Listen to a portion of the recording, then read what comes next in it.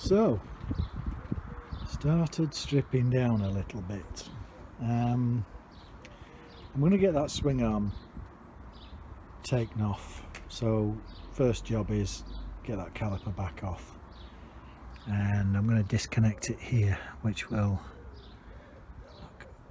let us know if this is going to snap off in the master cylinder or not, and hopefully it won't, but yeah, I don't like the look of that one, so we'll get rid of that. Just got that tilted down to help us a bit. Got the tank up on its prop. These are weird things. I'll show you inside here now.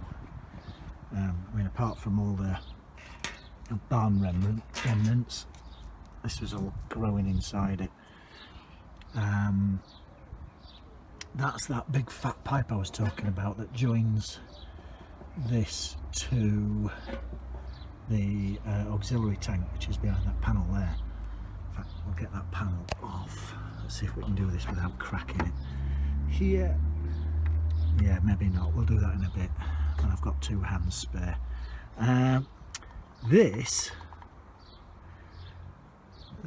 cracked, horrible, hard pipe connects onto the tank breather and then goes down here and disappears into this box here, which is some strange California we're too green to save the planet silly idea on gathering fumes and then shoving them back into the exhaust or some such nonsense.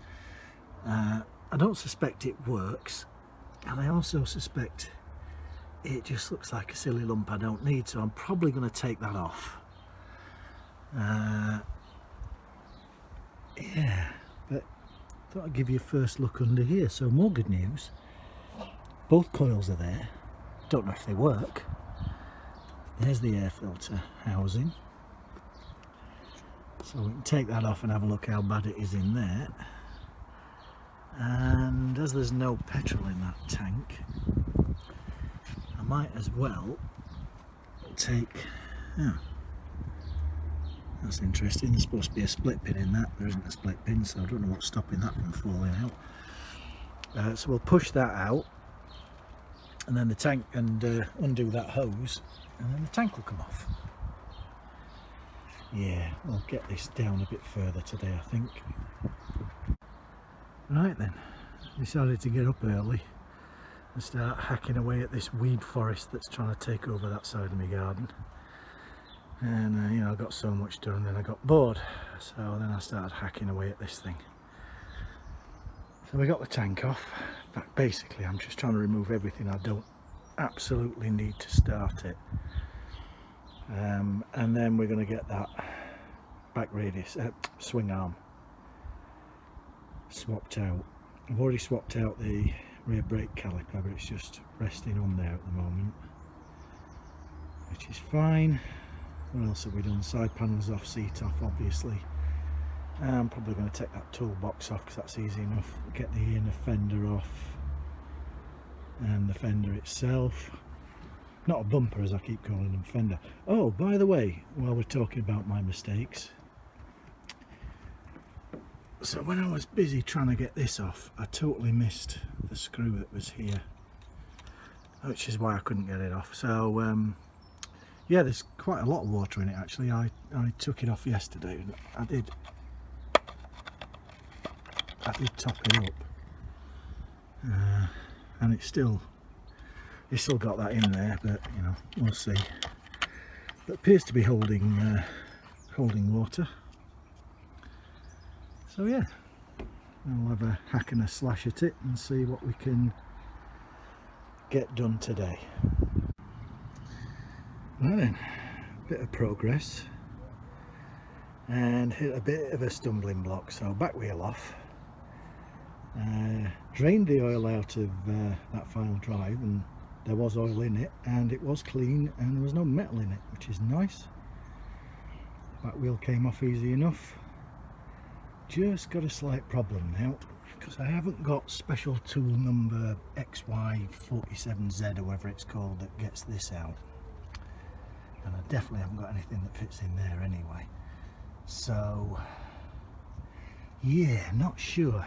Last time I came across this problem, I just went and bought a big socket and chopped it out myself, but this was for a different job and that's nowhere near big enough. So yeah, I've got to think about that one. Maybe go and buy another big socket and grind that out, see if that works, but that is tight, so not sure. We need to call in help for this one. Yeah, that turned out not to be a problem. I had the right tool the whole time. There you go, that's all I needed. And it's off. Trouble is now I can't find my 17mm hex tool. I have to go and buy another one. Okay, well, that's a bit of a shame. Bike looks basically the same to you, doesn't it? But you know, this is me clearing up after a busy day. I actually filmed it when it was in pieces, but I must have messed up because I can't find the video. So basically, swing arms changed out. I'll show you the old one in a second. No major dramas. Got the new brakes on, and hang on, give me a sec. Let me just put it back onto its centre stand. Okay, on its centre stand. So we've got, look, we got back brakes.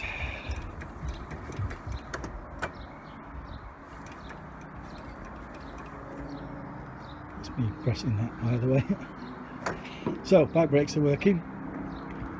Front brakes are kind of working as well, not perfectly, but they are working. And we'll have a bit of a look at them, but that's not going to be the focus now. Looks like the locks are going to be reappearing, so the ignition lock, I mean, instead of just having a hole here. So I think we've got that back, which means we should be able to make all this light up without putting a jumper wire in. So I think that's what we're going to do.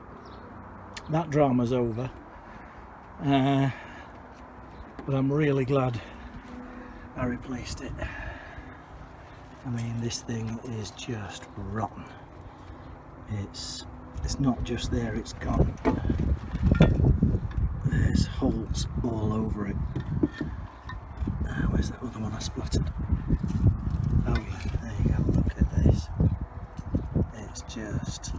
It's just gone. It's one of the worst ones I've seen actually. It was still on the bike.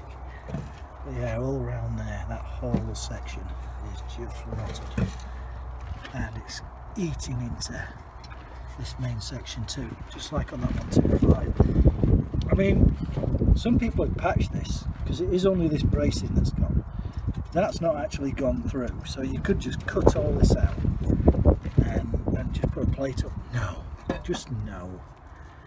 We'll give that to the scrap man. Okay, another job done.